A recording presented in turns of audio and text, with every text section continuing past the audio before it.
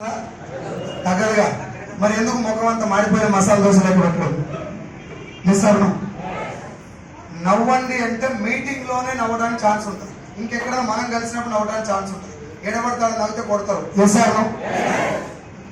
మీకు ఛాన్స్ వచ్చినప్పుడు పగలబడి నవ్వండి, ఏదైనా ముచ్చట వచ్చినప్పుడు నవ్వండి.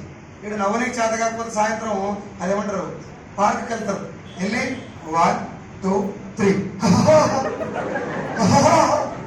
అది ఇంటికెళ్ళి వస్తుంది. ఉత్తుతున్నాం, అది ఆర్టిఫిషియల్ స్లాఫ్. నిస్సారణం. కడుపులో పేగులు మడత పడతాడు నవ్వాలి మనిషి.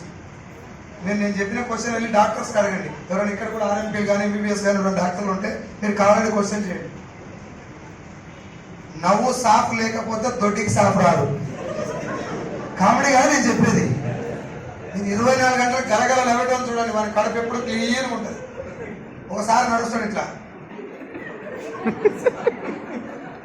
గుడ్ మార్నింగ్ సార్ అంటే, సార్ వస్తున్నా క్లియర్ చేయాలంటే, వెళ్ళయిందా సార్ మీకు తిన్నావా సార్, ఇంకో వ్యాన్ ఉంటాడు, వస్తున్నా బాయ్ చాలా ఇట్లుంటాడు. వాడికి 24 అవర్స్ ఎప్పుడు పోతే అప్పుడు ఈఎంఐ టక్కన కట్ అయింది. ఈయనకి ఎప్పుడు చూసినా చెక్ బౌన్స్లే. నీళ్లు తాగాలి, కొద్దిగాల కింది మీద కూర్చోవాలి, ఇట్లా తిప్పాలి. ఏం తిప్పినా గిద్ద వస్తుంది, లేకుండా అది కూడా అంటే లేకుండా. ఎందుక బాధ అంతా? ఎప్పుడన్నా ఎవడన్నా జోక్ వేస్తే కడుపు పగలబడతాడు నవ్వడు. ఒకవేళ మీ ఆమె నిన్ను ఇరిగేసి మరిగేసి దంచినా నేనే కొట్టినా నా పిల్లలని చెప్పు. బయటకు వచ్చి నేను ఈడ కొడితే హాల్లో పడ్డది, కిచెన్ లో కొడితే బెడ్రూమ్ పడ్డది, బెడ్రూమ్లోకి వెళ్ళి కొడితే బయటకు పోయిందని చెప్పు బయటకు వచ్చి. ఏం కాదు, కొట్టినారంటే కొట్టింది. ఆడు నీకేమన్నా సపోర్ట్ చేస్తాడా? బయట పోయి జనాలు చెప్పొస్తాడా? ఎదురుగా నాకు పిల్లలు ఉన్నాడు తప్ప చెప్తాడు. నీకు ఇమేజ్ పెరుగుతుందా డ్యామేజ్ అవుతుందా?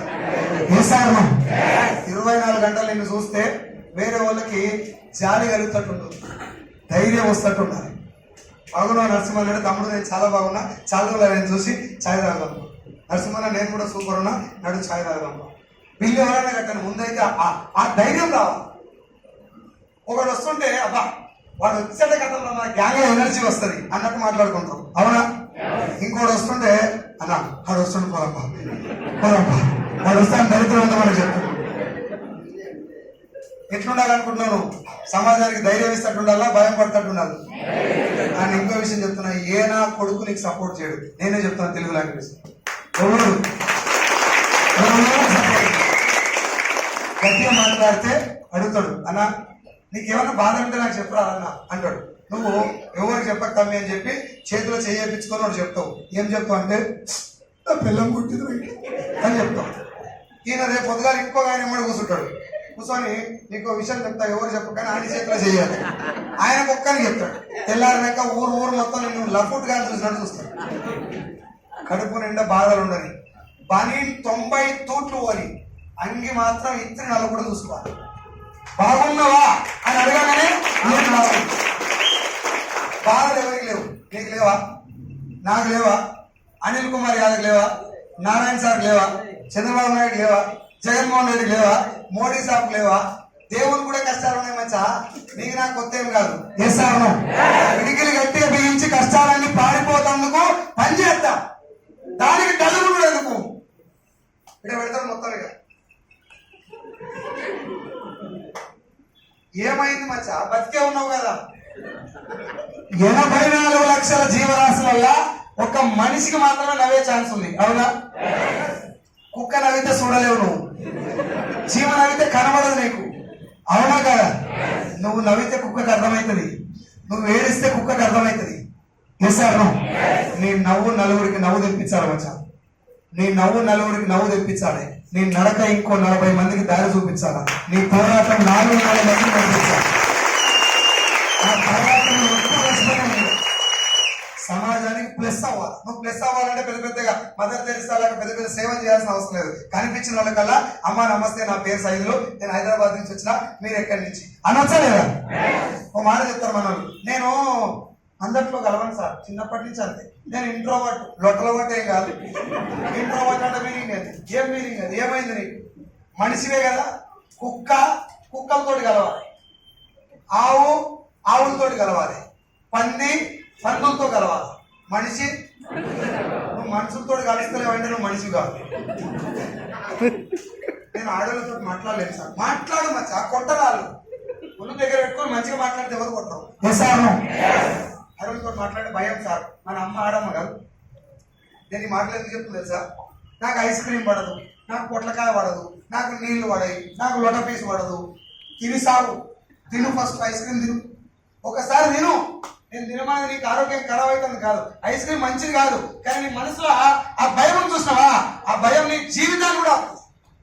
నాకు ఇది పడదు, నాకు అది పడదు, నీళ్లు పడయా 4 ట్యూబులు కట్టుకొని దుంకు, సస్త పీడ పోతుంది. కానీ ధైర్యంగా వస్తావు పోరాటంతో. ఎసార్నో తిరుకోలే కదా వచ్చుంటే అడగొచ్చులో పెట్టు, అవునా కదా? నాకు పొట్లకాయ పడదు, మూతి ఇట్లా అయితే సార్ నేను పొట్లకాయ తింటే, పొట్లకాయ తొక్కు, పొట్లకాయ పప్పు, పొట్లకాయ చారు, పొట్లకాయ కూడా మొత్తం 4 రోజులు చచ్చిపోతావు ఇంకా. నాకు పొట్లకాయ తింటే కొంచెం ఎలర్జీ అయితే తప్ప ఏం కాదు అనే ధైర్యం నీకు రావాలి. నాకు చాయ్ పడదు, తాగు ఒకసారి తాగు, తాగడం నేను తాగలే కదా. నేను చిన్న చిన్న విషయాల గురించి కాదు చెప్పేది, చిన్నప్పటి నుంచి నీ మనసు ఆపేది అదే. ఈ బిజినెస్ లో కూడా వచ్చి నేను అందరితో మాట్లాడలేను సార్, మాట్లాడి సాగు. నరసింహన్న నా పేరు సైదులు, మళ్ళీ మీ ఇంటికి ఒకసారి రావాలనుకుంటా, కలుస్తావా అని అడగొచ్చలేదు. నేను అందరిలో కలవండి సార్. నాకు మాట చెప్పచ్చా? అందరిలో కలవనండి. సమాజం తీసుకొని నెత్తిలో పెట్టుకుంటుందా పక్కనేస్తుందా? ఎక్కి తొక్కుతారు మీద, నీ మీద ఎక్కి తొక్కుతారు రెడీగా ఉంది జనం. అందుకే మహేష్ బాబు ద్వారా పూరి జగన్నాథ్ చెప్పిస్తాడు, జీవితం ఒక యుద్ధం, దేవుడు నిన్ను వార్ జోన్ లో పడేసింది, బీ అలర్ట్. నేను అమాయకుని సార్, నాకేం తెలియదు సార్, నోట్లో వెళ్ళి పెడితే కొరకలేను సార్ అంటే సావు బతుకోదు. రేసు గుర్రాన్ని చూస్తే భయపడతాడు మనిషి. పెళ్లి ముందర టుట్టు అని ఆడే గుర్రాన్ని చూస్తే ఎవడు భయపడు, పోయి సెల్ఫీ తీస్తారు దాంట్లో, అవునా కదా? జూలో ఉన్న సింహం పక్కన పోయి మీద చేసి కూర దిగుతారు. అడవిలో ఉన్న సింహం దగ్గర పో, దాని గాండ్రింపు వినబడితేనే పైకి పచ్చిగా అవుతుంది. అడవిలో ఉన్న సింహం లేక బతకాలి మనిషి ఎప్పుడు కూడా.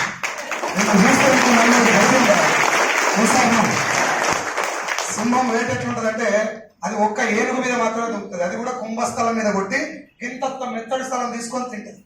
మొత్తం ఏనుగులు మొత్తం పిక్కొని తినదు, పిచ్చోడు తిన్నాడు. ఆ కుంభస్థలం మెత్తడి స్థలం తీసి ఆ ఏనుగును తీసుకుపోయి అక్కడ పడేసి దూరంగా వెళ్ళిపోతుంది. దాని బాధ్యత ఏంటంటే నేను అడవికి రాజు, వేటాడటం నా ధర్మం, మిగతా చిన్న చిన్న జంతువులు వేటాడలేవు కాబట్టి అవన్నీ ఆ ఏనుగును తినాలి. ఏనుగు లెక్క ఏమంటారు, చిన్న చిన్న జంతువులు లెక్క బతకూడదు, సింహం లెక్క బతకాలి. వేరే వాళ్ళు నా చేత తినిపించాలి. నీటిలో కూర్చున్నా, నువ్వే నడిచినా, నీ నడకలో నీ మాటలో రాజసం ఉట్టుపడ. దాని పైసలో లేనది, నీ డ్రెస్ లో లేదు, మాటలో, నడకలో, నడవడికలో ఉంది. నేను అందట్లా కలవలేదు సార్, చాలా అమాయకులు. నేను చెప్తున్నా కదా, నువ్వు అమాయకులు అయితే చెప్తున్నా, చచ్చిపోయాలి, నిన్ను బతకలేరు ఎవరు బతక. నీ పిల్లం కూడా నేను కొంగు పెట్టుకొని ఫుట్బాల్ ఆడుకుంటుంది. నేను అమ్మాయిలకు కూడా చెప్తున్నా, ఆడవాళ్ళకు కూడా చెప్తున్నా, ఎవరికి ఎవడు బెండ్ అవ్వాల్సిన అవసరం లేదు, తప్పు చేయనంత వరకు. ఎసార్నో ఈ ఆల్వేస్ మైండ్. అప్పు ఉందా? నాకు కూడా ఉంది, తీర్చుకున్నాను. నీకు కూడా ఉందా? తీర్చుకో. 100% ఉండాలి, గుండె నిండా ఉండాలి. ఎవరికి మనం భయపడాల్సిన అవసరం. ఎసార్నో మీటింగ్ వచ్చి కూర్చుంటారు. ఓకే, ఇప్పుడు నాకు నేను చూస్తే ఏమనిపిస్తా అంటే, సార్ చాలా అమాయకుడు, ఏం చేసినా ఏమన్నాడు అని చెప్పి 10,000 నూకిపోతాడు. నీతో మాట్లాడాలంటే 10 నిమిషాలు ఆలోచించాలి అవుతాడు. ఉండాలి. ఇది లేకపోతే ఇప్పుడు మోసపోయేవాళ్ళంతా అట్లే మునిగింది మా సార్. ఈ మోసపోయేవాళ్ళు అట్లే మునిగిరు సార్. నేను 10,000 కట్టి మునిగినా, ఎట్లా కట్టినా వాడు ఎవడు వచ్చి బలవంత పెట్టి, వాడు బలవంత పెట్టి అంత లో క్లాస్ క్యారెక్టర్ ఉన్నావు, అంత మెత్తగా ఉన్నావు. అంత మెత్తగా ఉంటే మీదికి ఎక్కి సవారీ చేస్తారు జనాలు. ఎస్ఆర్నో మనసులో కలిసి ఉండాలా, కానీ మనసులో కలిసినా నేను గుర్తుపెట్టేటువంటి సింహం లాగా ఉండాలి మనిషి. ఇప్పుడు ఎస్ఆర్నో ఫేస్